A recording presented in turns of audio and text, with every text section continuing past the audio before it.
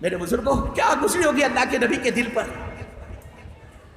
بچی جب تک اس کا نکاح نہ ہو جائے ماں باپ آخر مطمئن نہیں ہوتے. کوئی بات نہیں, پرایا دھن ہے, دیر ہو رہی ہے نا نکاح میں, آج نہیں کل بچی کے ہاتھ پیلے ہو جائیں گے.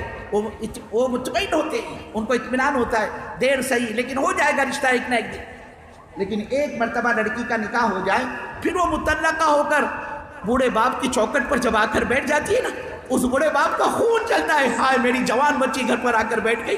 اللہ کہے گا دیکھو تمہارے نبی کی 2 بیٹیوں کو طلاق بھی تم تک دین پہنچانے کی بنا پر تمہارے نبی صلی اللہ علیہ وسلم کو 7.5 کلومیٹر تک طائف کی وادی میں گھسیٹا گیا, دوڑایا گیا.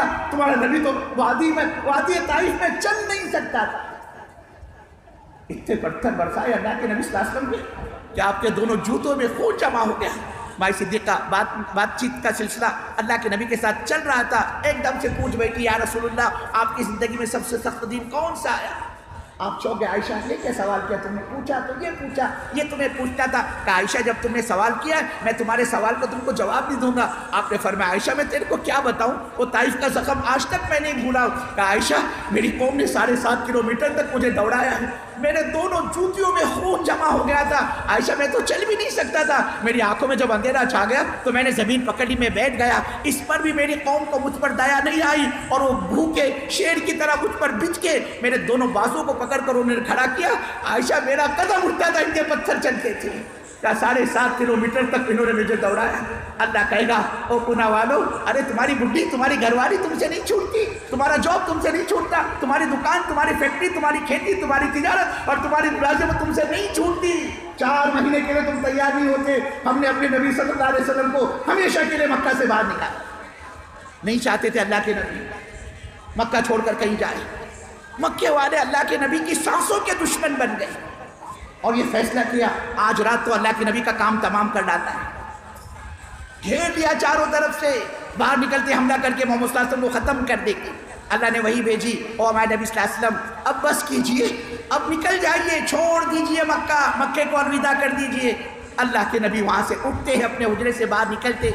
ان دشمنوں کے درمیان سے اللہ نے ان کو گزروایا, لیکن ان کی آنکھوں پر ایسے اندھے پن کا پردہ پڑ گیا, یہ اللہ کے نبی کو نہیں دیکھ پائے. لیکن اس رات کی تاریخی میں اللہ کے نبی صلی اللہ علیہ وسلم بار بار پلٹ کر بیت اللہ پر نگاہ ڈالے جا رہے اور زبان مبارکہ سے کہے جا رہے, اے بیت اللہ تو اللہ کا گھر ہے, مجھے تجھ سے ان سے عشق ہے, تعلق ہے, لگاؤ ہے, محبت ہے, تو میرا جائے پیدائش رہا ہے, میرے باپ دادا کا تو وطن رہا ہے, میں تو کسی حال میں کبھی تجھے چھوڑ کر کہیں نہ جاتا, لیکن میں کیا کروں, میں مجبور اور بے بس ہوں, یہ مکہ والے میرے کو یہاں رہنے نہیں دیتے. اللہ کہے گا تم سے 4 مہینے کے لیے گھر نہیں چھوٹا, ہم نے اب ہمیشہ کے لیے اپنے نبی صلی اللہ علیہ وسلم کو مکے سے باہر نکالا. اللہ کہے گا تم اپنے کو نبی کا عاشق بتلاتے ہو, نبی کی محبت کا دعویٰ کرتے ہو, نبی کی محبت میں نعرے بازی لگاتے ہو. ارے یہ 14ویں اور 15ویں صدی میں ہمارے نبی کا دین مٹ رہا تھا, ہمارے نبی صلی اللہ علیہ وسلم کی امت مرتد ہو رہی تھی, ہمارے نبی صلی اللہ علیہ وسلم کی امت کی بیٹیاں اپنی امنگ, اپنی چوائس, اپنی ارمان اور اپنی خواہشات کو پورا کرنے کے لیے اپنے ایمان کا سودا کر کے وہ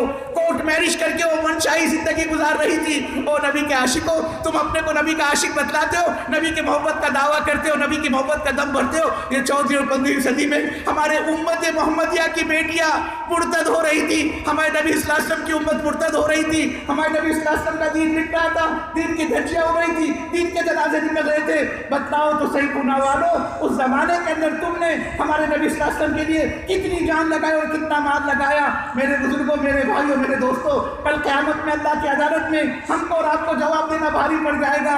یہ دین امانت ہے اور کل قیامت میں اللہ اس امانت کے بارے میں پوچھے گا. یہ محنت, یہ دعوت, یہ نقل و حرکت, یہ تبلیغ, میرے بزرگوں کوئی تبلیغ والوں کے اپنے گھر کی ٹھیکیداری اور اجارہ داری نہیں ہے, یہ کام پوری امت کے مل جل کے کرنے کا کام ہے. اس امت کا تاجر, اس امت کا مزدور, اس امت کا پیشگی, امت کا انکام اور LLB اور مفسر اور محدث, یہاں تک کہ مونگ پھیلی کا تھیلا لگانے والا, آٹو رکشہ کا چلانے والا اور سبزی ترکاری کی آواز لگانے والا, یہ پوری امت برابر کی حضرت محمد صلی اللہ علیہ وسلم کے دین کی ذمہ دار ہے. کل قیامت میں ایک ایک فرد سے اللہ اپنے دین کے بارے میں پوچھے گا. یہی تو وجہ تھی حضرت عمر فاروق رضی اللہ تعالیٰ بے ایمان کا جنازہ گزرتا ہوا دیکھ لیتے, امیر المومنین کی چیخیں نکل جاتی. لوگوں نے کہا گورنر صاحب مرنے والا بے ایمان ہے, اس کی موت پر آپ کا رونا کیسا कैसा? फरमाया जानता हूँ ये बेईमान है, ये बेईमानी की मौत मरा है, लेकिन कल क़यामत में जब अल्लाह की अदालत कायम होगी उसके कटहरे में उमर को लाकर खड़ा कर दिया जाए और अल्लाह उमर से पूछे, उमर तू तो इलाके का जिम्मेदार था, सेंटर का जिम्मेदार था, हल्के का जिम्मेदार था, मस्जिद का जिम्मेदार था,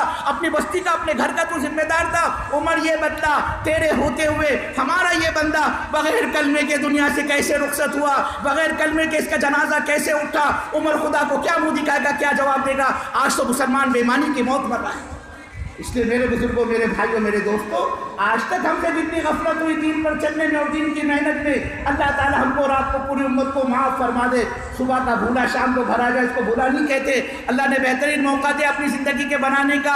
हमें नहीं पता ये हमारे चाकन का इज्तिमा किस किस की ज़िंदगी का आखिरी इज्तिमा बनता है। इज्तिमा तो बहुत होते रहेंगे, दुनिया अभी बहुत बाकी है, क़यामत को भी बहुत लंबा वक्त बाकी है, लेकिन हम और आप जिंदा रहेंगे इसकी कोई गारंटी नहीं। हदीस में आता है, अल्लाह के नबी सल्लल्लाहु अलैहि वसल्लम फरमाते, आदमी मकान बनाने की तैयारी में होता है और उसका नाम मुर्दों की फहरिस्त में आ चुका होता है। फरिश्ते उसको देख के हंसते हैं, क्या हो गया इसको? गाढ़े मिट्टी के मकान पर ये दीवाना हो रहा है। ग्रेनाइट लगेगा, यहाँ मार्बल लगेगा, यहाँ पीओपी में काम होगा, बेडरूम ऐसा होगा, बाथरूम ऐसा होगा, पैसेज ऐसा होगा। और अल्लाह के नबी फरमाते उसका नाम मुर्दों की फहरिस्त में आ चुका होता है। फरिश्ता उसको देख के हंसता है, क्या हो गया इसको? 8 से 10 महीने लग जाएंगे इसका मकान तैयार होते होते, जबकि 6 महीने के बाद इसको हमको उठाना है। 15 शाबान को कंफर्मेशन लेटर इसका हमारे हाथों में आ चुका है। ये तो 4 महीने में इसको हम उठाने वाले, ये तो अपने घर में कदम भी नहीं रखेगा इससे पहले ये हमारे पास आएगा।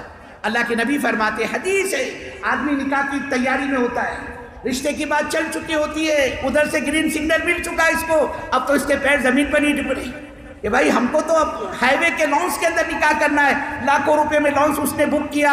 अब केटरर्स को ऑर्डर दिया कि भाई आलीशान खाने, लंच के अंदर, डिनर में, स्टार्टर में ये, और एक तरफ कॉफ़ी का काउंटर लगेगा कि भाई गर्मी का गर्म, ठंडा पीने वालों को ठंडा और गर्म पीने वालों को गर्म, एक तरफ पान का स्टॉल भी लगाएंगे हम निकाह के अंदर। अब वो उसकी तैयारी में लगा हुआ होता है और उधर उसका नाम उर्दू की फहरिस्त पे आ चुका होता है।